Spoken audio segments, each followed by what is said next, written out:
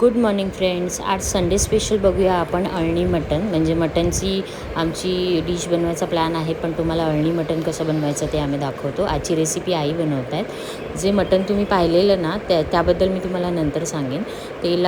तेलामध्ये लसूण ठेचलेला, कढीपत्ता आणि बारीक चिरलेले 2 ते 4 कांदे घेतलेले आहेत. ते कांदे छान ब्राऊन रंगावर परतून घेतलेले आहेत. त्यामध्ये 2-3 टोमॅटो बारीक चिरून घातलेले आहेत. टोमॅटो बारीक चिरून घातल्यावर त्यामध्ये चवीनुसार मीठ घालायचं आहे. अख्खा लसूण घातलं ना की त्याला खूप छान अशी वेगळी टेस्ट येते. सोबतच हळद, धणाजिरा पावडर घालून घ्यायची आपल्याला. ह्या मटणाला आम्ही अर्धा ते 1 तास आधी हळद, मीठ आणि आलं लसूण पेस्ट लावून ठेवली होती. अर्धा ते 1 तास लावलं तरी चालतं. आणि मटणाला आपण जे पाणी घालतो अळणी मटण बनवायला, ते पाणी आपल्याला कंपल्सरी गरमच यूज.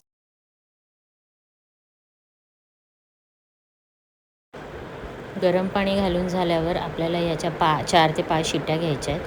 4 ते 5 शिट्ट्यांमध्ये मटण इझिली शिजून जातं. पण कधीकधी एकदम असं कडक मटण असेल तर आपल्याला जास्त शिट्ट्या घ्यायला लागतात. आमचं मटण एकदम छान शिजलं होतं. अशा प्रकारे आपण हे अळणी मटण किंवा याला पिवळं पाणी म्हणतात, असं बनवू शकतो. लहान मुलांना भातासोबत खायला एकदम मस्त आहे.